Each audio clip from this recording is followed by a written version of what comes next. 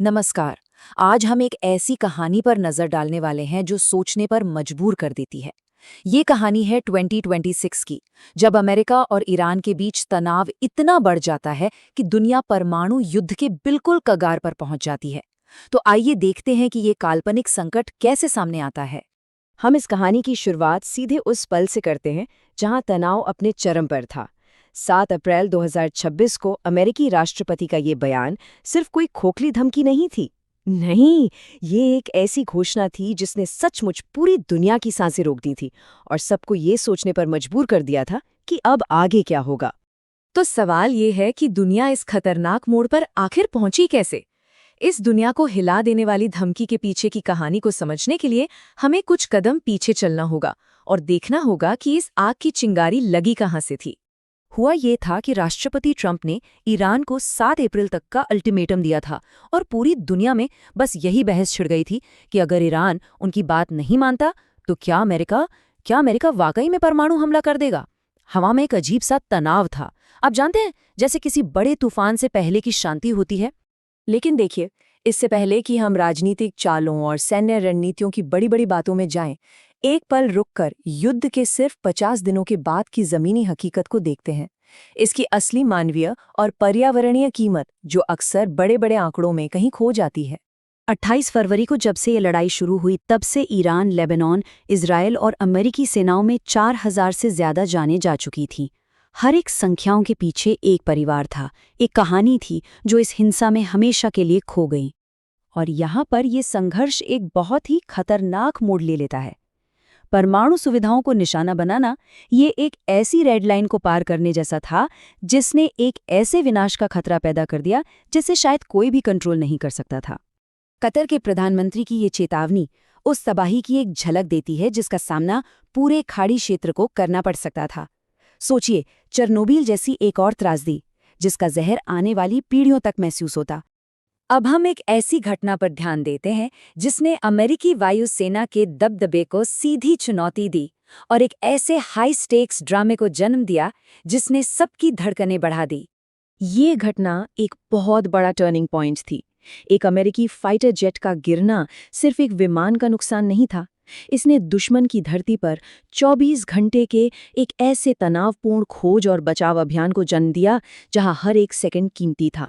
तो देखिए, यहाँ हम उस पायलट के बचने के संघर्ष और उसे वापस लाने के लिए चलाए गए विशाल मिलिट्री ऑपरेशन के अहम पलों को देख रहे हैं। ये एक सैनिक के जबरदस्त साहस और उसे बचाने के लिए एक देश के कमिटमेंट की कहानी है। रेडियो पर सिर्फ 3 शब्द गूंजे, ईश्वर महान है, और बस यही इस बात का सबूत था कि पायलट जिंदा था। पहले तो अमेरिकी अधिकारियों को लगा कि कहीं ये ईरान का कोई जाल तो नहीं है, लेकिन जल्द ही यही संदेश उनके लिए उम्मीद की एक किरण बन गया। 5 अप्रैल को राष्ट्रपति ट्रंप ने बड़े गर्व से बचाव अभियान की कामयाबी की घोषणा की, लेकिन इस जीत के पीछे एक बड़ी कीमत छुपी थी। कई अमेरिकी विमान या तो डैमेज हो गए थे या तबाह हो गए थे, जो ईरान के एयरस्पेस पर पूरे कंट्रोल के दावों पर एक बड़ा सवालिया निशान लगाता था। तो चलिए अब युद्ध के मैदान से हटकर कूटनीति की दुनिया में चलते हैं, जहां गोलियों की आवाज के बीच शांति की एक बहुत ही धुंधली सी उम्मीद दिखाई दे रही थी। जब दुनिया एक बड़े युद्ध की तैयारी कर रही थी, ठीक उसी वक्त पाकिस्तान ने एक हैरान करने वाली डिप्लोमैटिक कामयाबी हासिल की। इस कामयाबी ने दुनिया को विनाश के कगार से तो वापस खींच लिया, लेकिन सवाल ये था कि यह शांति आखिर कब तक टिकेगी। लेकिन ये शांति कितनी नाजुक थी, इसका अंदाजा इसी बात से लगाया जा सकता है। घोषणा के कुछ ही घंटों के अंदर घटनाओं की एक ऐसी चेन शुरू हुई जिसने युद्ध विराम को पैदा होने से पहले ही कमजोर कर दिया। और आखिर में पाकिस्तान में 21 घंटे तक चली शांति वार्ता इसी एक मुद्दे पर आकर टूट गई। अमेरिका और ईरान परमाणु संवर्धन की समय सीमा पर सहमत नहीं हो सके और शांति की उम्मीदों ने वहीं दम तोड़ दिया। डिप्लोमेसी फेल होने के बाद ये संघर्ष एक नए और खतरनाक रूप में बदल गया। अब ये एक पूरा का पूरा आर्थिक युद्ध बन चुका था, जिसका केंद्र था दुनिया का एक बहुत ही महत्वपूर्ण समुद्री रास्ता।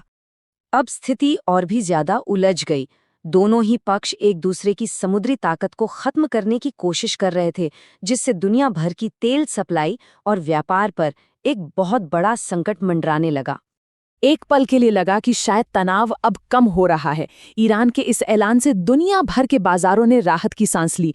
लेकिन ये तूफान से पहले की शांति थी और ये ज्यादा देर तक टिकने वाली नहीं थी। अगले ही दिन ईरान अपने वादे से मुकर गया। भारतीय झंडे वाले 2 जहाज़ों पर गोलीबारी ने इस अफरा तफरी को और भी बढ़ा दिया और ये साफ हो गया कि ये संकट अभी खत्म नहीं हुआ है। अप्रैल 2026 के अंत तक स्थिति बहुत ही ज्यादा अनइंश्योर्ड और खतरनाक बनी हुई थी। चलिए देखते हैं कि उस समय दोनों पक्ष आखिर खड़े कहाँ थे। एक और बड़ी डेडलाइन नजदीक आ रही थी और हवा में एक अजीब सी शांति तो थी, लेकिन ये शांति किसी भी पल टूट सकती थी। जो मूल मुद्दे थे वो अभी भी अनसुलझे थे और युद्ध के बादल फिर से मंडरा रहे थे। और हम इस विश्लेषण को इसी बड़े और अनसुलझे सवाल के साथ खत्म करते हैं। ये एक ऐसा सवाल है जो दिखाता है कि कोई भी शांति समझौता कितना नाजुक हो सकता है और हमें इस जटिल भू राजनीतिक पहेली पर सोचने के लिए मजबूर कर देता है।